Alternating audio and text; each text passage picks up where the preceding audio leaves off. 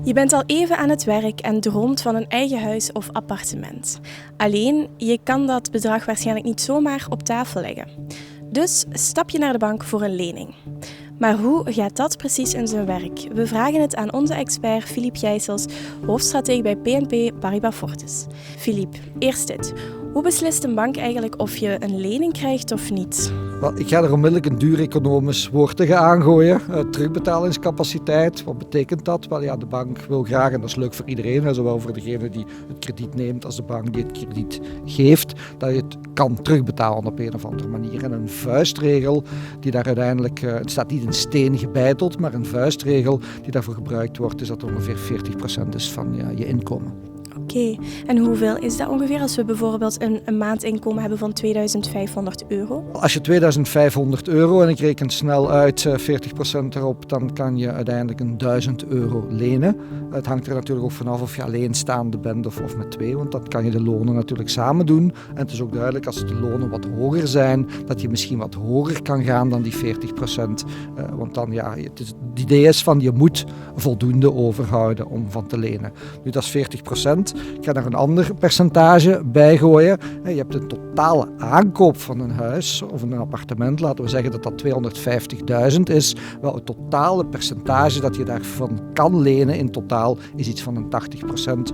Maar in extreme gevallen kan dat ook oplopen zelfs tot 100%. Oké. We zien dat ook steeds meer mensen kiezen voor een lange termijn lening, bijvoorbeeld 30 jaar in plaats van 25 jaar. Zou je dat zelf aanraden? Wel, ik denk dat dat een heel goed idee is. Want in ons boek De Nieuwe Wereldeconomie schrijven Koen Deleuze en ik dat we in een wereld leven waar waarschijnlijk inflatie en rentevoeten hoger zullen zijn in de toekomst. Er gebeuren heel veel dingen in de wereld. Je moet het maar eens lezen waarom we denken dat die inflatie structureel hoger zal zijn. Nu, inflatie is bij leningen geen vijand, maar een bondgenoot. Want stel, je leent €100.000.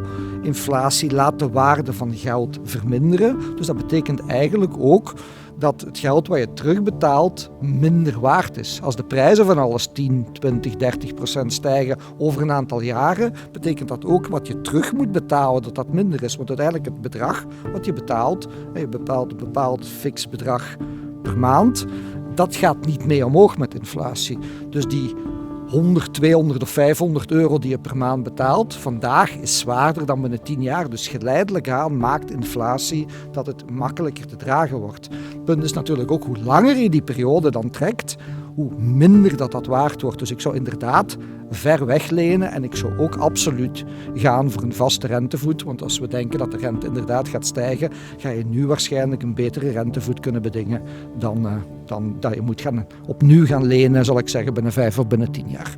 Nu, op plaatsen waar het vastgoed bijzonder duur is, zoals in Zwitserland, daar hebben ze op bepaalde momenten al leningen op 100 jaar. Dat ze lenen over generaties. Nu, dat is misschien al een klein beetje overdreven om dat te doen, want het is ook niet de bedoeling dat uw kinderen en uw kleinkinderen uw lening gaan afbetalen. Maar als je het heel extreem zou nemen, is dat eigenlijk ook nog altijd een voordeel, want over die 100 jaar gaat de waarde van uw vastgoed heel fel stijgen. Probeer eens terug te denken wat vastgoed kostte 20 of 30 jaar geleden. Als je daar vandaag aan zou kunnen kopen, dan zou je heel blij zijn. Dus die waarde gaat stijgen en de waarde van het geld gaat maar steeds verminderen. Een heel concreet persoonlijk voorbeeld. Iedere vrijdagavond ga ik naar de frituur.